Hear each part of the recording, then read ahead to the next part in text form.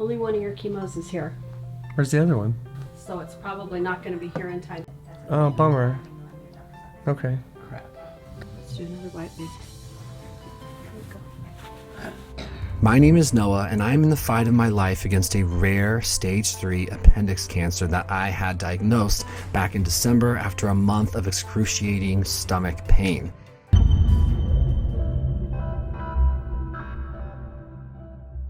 Good morning, everyone.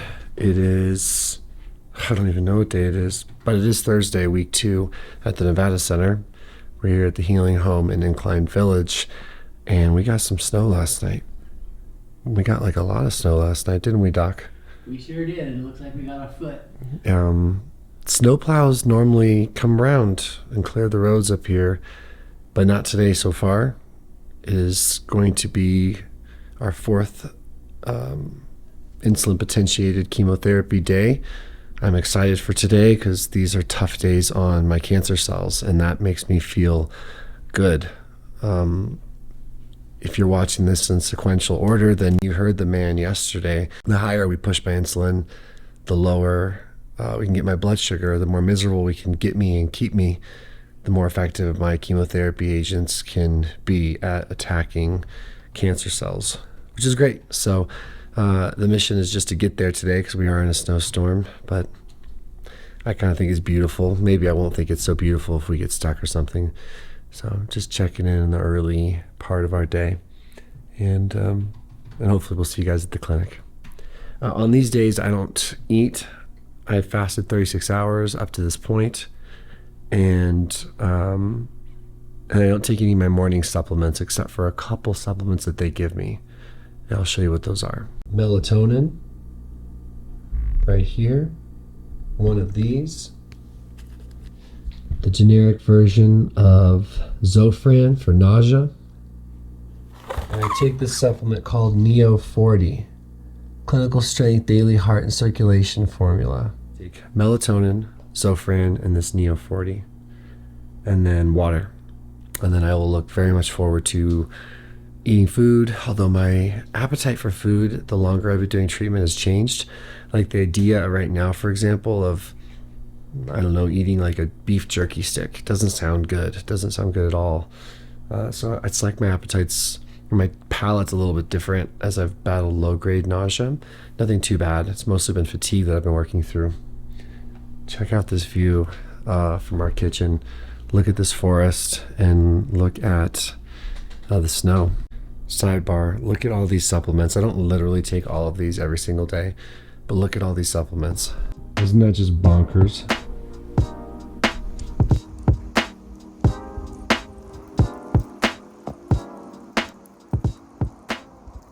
We'll build a path. The biggest obstacle is where they made a pile at the end of our driveway. Yeah. Those might be perfect. Let's toss yours that way, yes.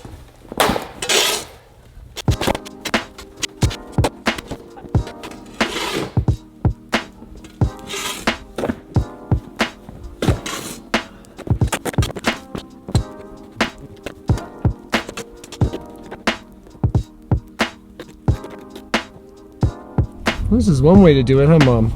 Yeah. This is one way to do it. Okay, so we were out there shoveling for, I don't know, half hour. Got it cleared, which is great. Fingers crossed that we get down the hill and we're on our way to treatment. There's nothing I want more than to get day 4 of chemo done. So here we go. Got my mama in the car. Got old man Rivers. Okay. There he is. There we are.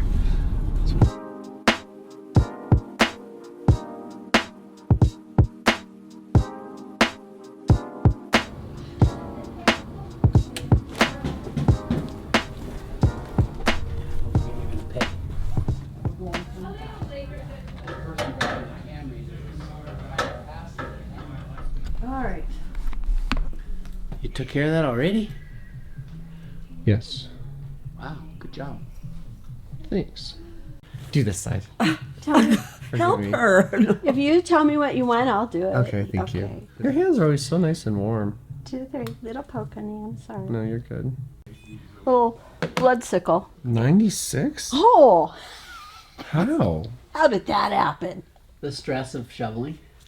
Maybe. You're not supposed to. I know. We had no choice. My blood sugar was 96, which is really weird. I did shovel snow for about 20-30 minutes, but I'm 36 hours fasted. I am surprised to see 90 in the 90s. Let's go for that 25 insulin. But if I would have waited until, like, my gosh. Your favorite. No, you're good. Spray away. Okay, 1, 2, little poke. I'm sorry. Oh, you're good. Interesting. But yeah, that middle school ages are hard. Okay, we're good. So we just had the port put in. We're waiting for the vitamin C ozonated first, and then we will do the insulin, and then we'll do the chemo, then we'll do the dextrose and the food, and you guys will be here for all of it. That IV glucose. No, No. honey, you're all turned around. Yeah, she's all. Well, I made it here, okay? Okay. All right, vitamin C just got plugged in, 50 grams. So this is 23 Units. units, and it have the saline already mixed in. Yeah, I mixed it all together. Cool. Okay, so I think this usually takes about 30 minutes is what yeah. So we're starting the insulin push right now. It's in. And Nighty night. yeah, we shall progress, and we'll see how I do. And now we wait. How fast does this work? It's an insulin push, is that? My heart starts speeding up usually around 10 to 15 minutes. By 30 minutes I'm in the mud. And then they push my chemo. Normally they have 2 big That'll be syringes. Your chemo and some D50 in case you need to bring them back. Like I already feel my heart rate increasing. What's it showing your heart rate at now? 77. Okay. We're at 76 at 4:30. How's it going? It's going all right. If I get quiet on you, it's because my insulin and my blood sugar is dropping, okay? Yeah. Okay. So I still can't feel much. Here it goes. Not that I'm like hyper aware of. No. I surrender. But most people have 23 units of insulin. They probably couldn't handle it. Yeah, I don't know. So we're about 15 minutes in. I can't really tell much of anything is going on just yet. This is the 4th time I've done this, so in my experience, it's usually between now and the next 15 minutes that I start to really tell that my blood sugar is really dropping. I do, just generally speaking, feel fatigued and tired, and I think it makes me seem a bit more subdued than normal. In fact, I know it does. I just kind of look droopy. But my heart rate is at 78, and I'm just sitting here, which for me is pretty high. So the fun stuff's about to begin. Mm-hmm. But you have your shoulder operated on? No, I have cancer. Really? Yeah. Oh no, this is the oxyplatin. Oh, So this is the harsh, the more harsh of the chemo, the metallic I one, see. I think it's called. I think it is. And I'm starting to feel it now. Yeah. Yeah. Starting to feel a little woozy. Yeah. About 20 minutes in. So the next 10 minutes. Only one of your chemos is here. Where's the other one? On its way. It's not here. Oh. So just the oxyplatin. Will the other one be here in time?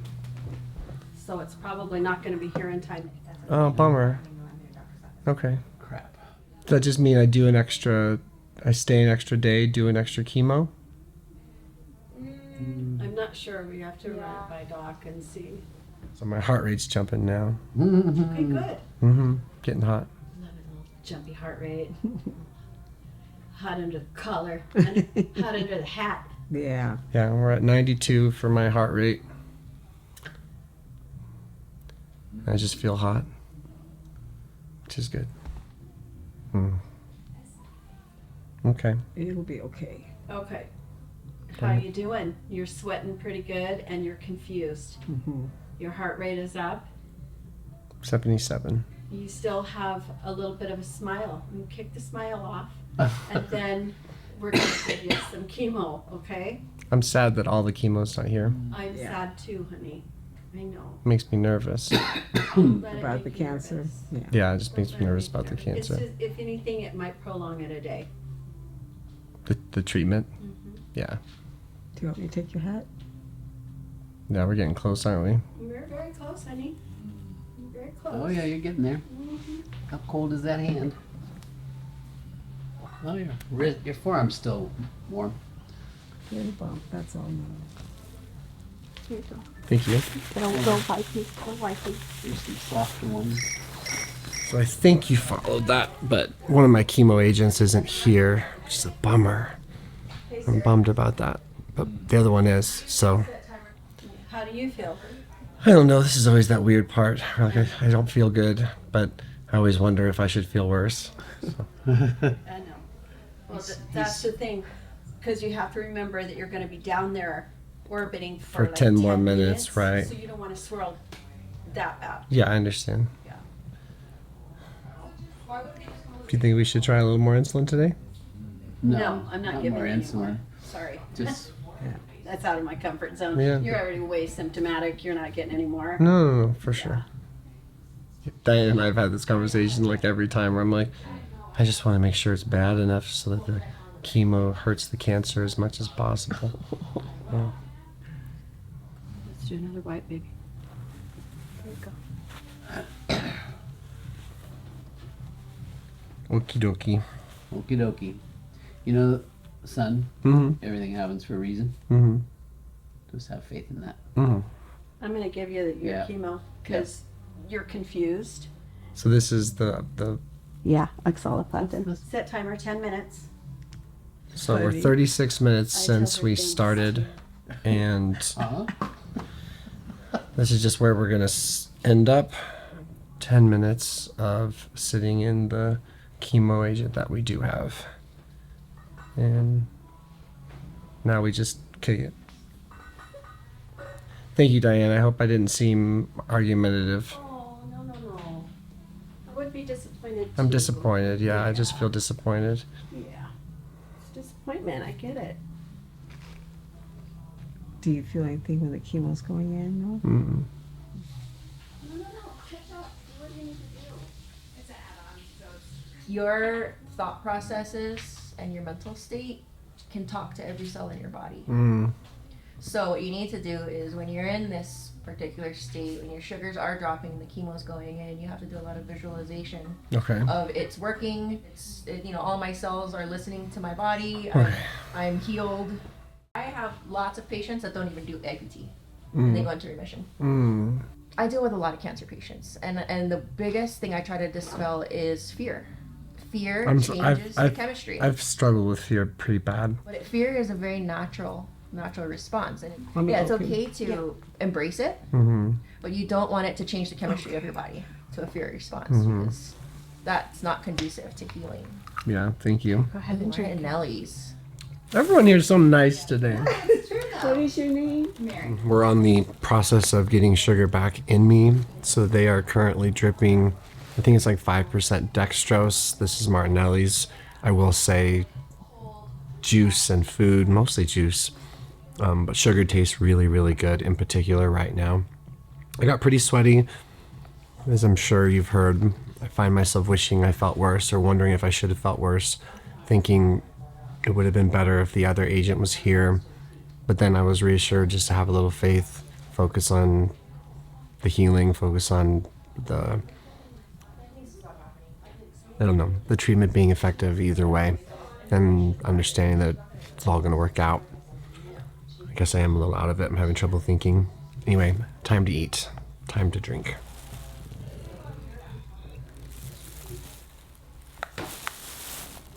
Okay. Put me on the wagon here. Looks like a perfect amount of ripeness. So it's 12:47. Haven't checked in a while. Definitely feeling just a little shaky. My stomach has been unpredictable, to say the least. I don't know if it's chemo that's hurting my stomach more. Thanks to all the treatments, the travel, trying to figure out my diet. Your nurse said it was probably the chemo. Probably the chemo. It certainly feels even more unpredictable than it has, but I did have the hemicolectomy 2 months ago. Anyway, I'm just checking in because I felt a weakness. I've had 3 bowel movements, a lot of cramping, jello-y feeling. My hands have started to shake again. And I think we learned that when you take insulin, like I did, 23 units, it's a 6-hour half-life, or 6-hour. It lasts for 6 hours. It lasts for 6 hours. So I think what they were saying, and I only had 1 juice before, but I think what we were learning is that my blood sugar, if I don't stay on top of eating and getting some food to compensate, will continue to drop beyond the initial rise of, let's say, the 5% dextrose and the first amount of eating. What I'm trying to say is I feel like shit, and I don't feel so well, so I thought I would update you guys. I already asked.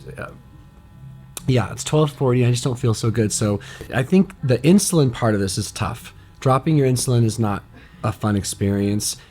I think your sugar's a little low. Yeah, I think my sugar's low too. Do you want some saffron? Yeah, yes, please. All right, Mama, you've been sitting next to me for my 4th insulin potentiated chemo. What are your thoughts? How are you feeling and thinking? Well, it was hard to see you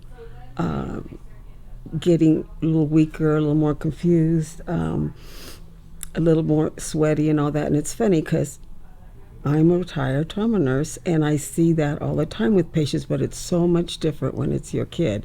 So that was hard. I'm glad I was here to see it, but it wasn't an easy thing. And I appreciate all that you're getting here because I know it's all for good. But it was interesting to see it from a mom's perspective versus a nurse's perspective. That makes sense. Cool. Thanks for sharing. And I've got my dad on the other side. Oh, Papa Bear? Yeah, so you've seen this for the 4th time now. Yes. Any thoughts on the experience or any anecdotes? Or Mom saw it for the first time, so. Sure. Well, the fascinating thing was how easy the first day was. And we got lulled into thinking, oh, this is going to be a piece of cake. And it hasn't been since. The last 3 have been tough. Yeah. The second one, you hadn't fasted 36 hours, and they had a really hard time getting you to get into real low glucose, hypoglycemia, which is what they want, so they can give the chemo and then follow it up with the dextrose so your cancer cells just gobble it up. So that was a rough day because you were lowish and bouncing down at the low area, sweating and all that for a really long time, probably an hour and a half or more. So then we dialed it in correctly the following time, which was the day your mom arrived, your 3rd treatment. But unfortunately, that was like one of your worst days because of really bad diarrhea and cramping and all that. And we thought, well, it was because you had some coconut oil that was part of the protocol to try. Thinking, well, that's a no-go, and you were really suffering. That was a very rough day. Well, here we are on your 4th insulin potentiated chemotherapy experience, and you started off constipated. You had no bowel movements yesterday, and then you had cramps, and then back to diarrhea again. So I think seeing the GI distress has been like, And the nurse today said, well, you know, we're treating you with Zofran, so it can't come out this way. It's got to go somewhere. And so that was like, oh, that's an interesting comment. The other thing that makes you unique, you're young, you're very fit, and you're also extremely keto adapted. So you have gone 5-day fasts, frequently doing 3-day fasts, frequently doing 1-day 36-hour fasts with no difficulty of maintaining total full life function, working out at a high intensity level. Your brain functions on ketones just fine. That's different than most people. So therefore, when they drop your sugar, you're like, I feel okay. And it's deceiving. I think it was deceiving to the staff. It was hard for me sitting with you and watching your hands get cold, and then even your forearms twice. And it's just dripping sweat and your heart rate getting up close to 100. And I'm thinking, yeah, you're being physiologically pushed very hard here.